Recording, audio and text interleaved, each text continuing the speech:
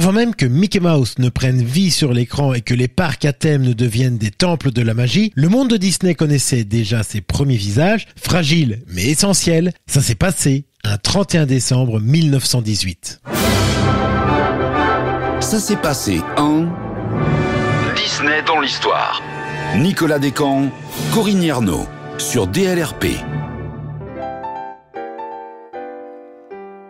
Bonjour Corinne. Dans les années 20, les studios étaient loin d'être l'empire que l'on connaît aujourd'hui. Mais au cœur de cette aventure naissante, il y a ces enfants, véritables pionniers, capables de transformer des histoires simples en expériences inoubliables pour le public, faisant ce lien fragile entre fiction et réalité. Bonjour Nicolas. 31 décembre 1918. L'un de ses enfants pousse son premier cri. Dans la ville de Kansas City au Missouri naissait Virginia Margaret Davis. Et cette petite fille aux boucles blondes et au regard vif ignorait encore que sa vie allait bouleverser l'histoire du cinéma et des studios Disney. Bon, commençons par le début, si tu veux bien. Qui est cette Virginia Davis ? Bien, le père de la petite fille était voyageur de commerce et donc souvent absent. Elle grandit alors auprès d'une mère attentive, dans un foyer qui encourageait la curiosité et le talent artistique. Et ça tombe bien, car elle montre très tôt un intérêt remarquable pour le théâtre et la danse. Elle n'a que 2 ans quand ses parents l'inscrivent à l'école d'art dramatique Georgia Brown, où elle apprend les rudiments de la scène.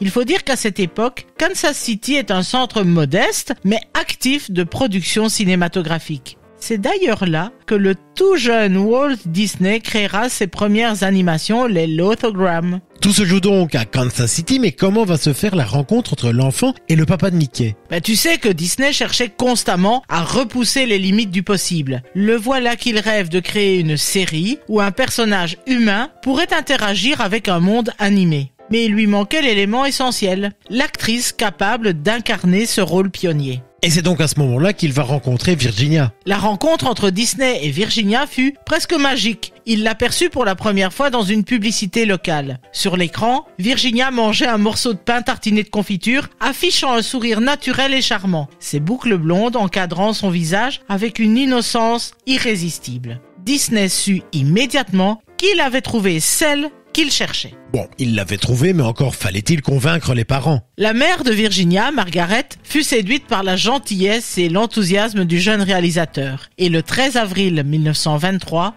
le contrat est signé.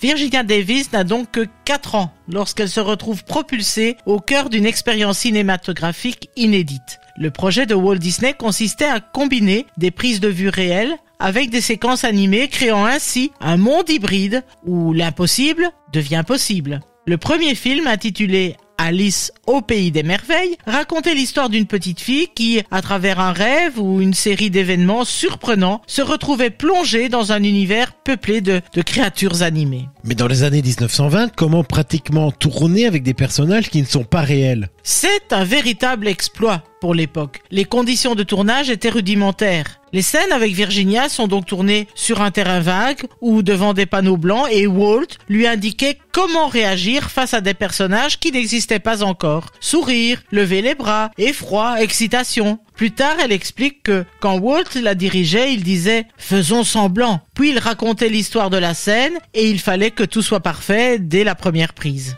Ainsi, à l'âge de 5 ans, Virginia se retrouve au centre d'une révolution cinématographique. Elle était la première à donner vie à Alice et par extension, elle devint la première vedette humaine des studios Disney. Alors, de cette aventure, combien de films seront ainsi tournés avec la fillette ? Entre 1924 et 1925, Virginia tourne 13 courts-métrages de la série Alice Comedies. Chacun de ces films racontait des aventures simples, mais pleines d'imagination. Alice était projetée dans le monde animé par un rêve, une chute accidentelle ou même un coup de balle de baseball. Walt Disney, qu'elle appelait plus tard affectueusement Oncle Walt, dirigeait avec patience et imagination, utilisant des gestes amples pour guider la jeune actrice. La proximité avec Disney et l'équipe contribua à créer une atmosphère à la fois professionnelle et familiale où le jeu et l'invention se mêlaient. Ah, je pensais qu'il y en aurait beaucoup plus, 13 épisodes seulement. En fait, malgré le succès des Alice Comedies, des difficultés financières surgissent et Walt se voit contraint de réduire le salaire de Virginia. La famille Davis refuse alors de prolonger le contrat aux conditions proposées. Cela met fin à l'aventure Disney pour l'actrice et d'autres jeunes filles prendront le relais. Cependant, la trace laissée par Virginia Davis dans l'histoire du studio restera, elle, indélébile. Ah, c'est un refus bien risqué. Que deviendra alors Virginia ? Après avoir quitté la série Alice Comedies à l'âge de 6 ans, Virginia Davis ne disparaît pas tout à fait des radars hollywoodiens. Elle continue à jouer dans des productions pour d'autres studios, explorant de nouveaux genres et de nouvelles formes d'expression artistique. Ainsi, en 1925, elle décroche le rôle de Resi dans The Greater Glory, un film de Kurt Russell. La même année, elle apparaît dans The Man from the Red Gulch aux côtés de l'acteur Harry Carey. Ces rôles vont lui permettre d'aborder différents styles de tournage, de nouvelles techniques, consolidant ses compétences qui étaient déjà très impressionnantes. Et elle ne reviendra donc jamais chez Disney ? En fait, alors qu'elle poursuivait sa carrière à Hollywood, Virginia Davis resta en contact avec Walt Disney et le studio. Dans les années 30, Disney se lança donc dans son grand projet, la préparation de son premier long métrage d'animation, Blanche-Neige et les 7 nains. Alors qu'il cherchait des talents capables de servir de modèle pour ses personnages, il se tourne vers Virginia, vu son expérience et sa familiarité avec le processus créatif de Disney. Elle devint ainsi modèle vivant pour Blanche-Neige, portant le costume, la perruque, reproduisant les gestes et les expressions que les animateurs devaient retranscrire dans le film. En parallèle, elle participa à des tests vocaux pour le personnage, enregistrant quelques répliques, bien que sa mère refuse le contrat d'exclusivité proposé par Disney.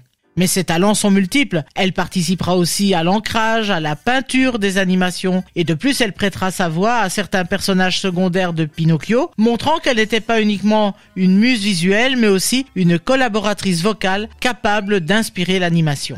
On peut dire dans tout ça que Disney fut une véritable école pour elle. Mais malgré la modestie de certains rôles, son nom restera associé à l'excellence et la fiabilité, un héritage de sa première expérience Disney. Elle fut ainsi l'une des figures discrètes mais essentielles du cinéma hollywoodien des années 30-40. Et après cette période, que sait-on de sa vie ? En 1943, Virginia Davis épouse Robert McGee, un aviateur de la Navy. Leur mariage durera 59 ans et donnera naissance à 2 petites filles, Margaret et Lauriane. Virginia quitte alors l'industrie cinématographique pour poursuivre des études à la New York School of Interior Design. Son diplôme en poche, elle devient rédactrice en chef pour le magazine Living for Young Homemakers dans les années 50. Cette nouvelle carrière marquera une transition vers des activités créatives, mais éloignées du cinéma, où elle pouvait exprimer son sens esthétique et son goût pour la décoration. Et en 1963, c'est dans l'immobilier qu'elle entame une brillante carrière. Elle quitte donc rapidement le milieu du cinéma et pourtant son nom restera associé au studio Disney. C'est vrai, malgré son retrait des projecteurs, Virginia Davis sera régulièrement invitée lors de conventions Disney ou d'événements célébrant l'histoire des studios. En 1998, elle reçoit d'ailleurs le prestigieux titre de Disney Legend, une reconnaissance officielle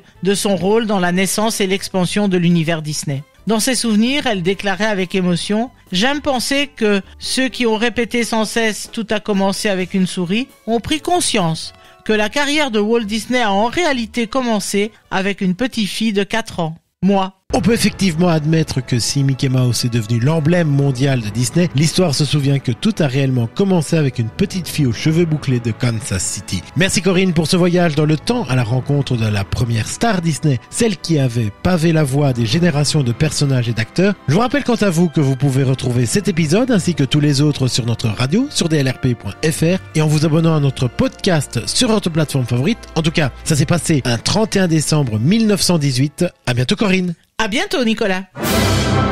Rendez-vous samedi prochain pour un nouvel épisode de Ça s'est passé en sur DLRP.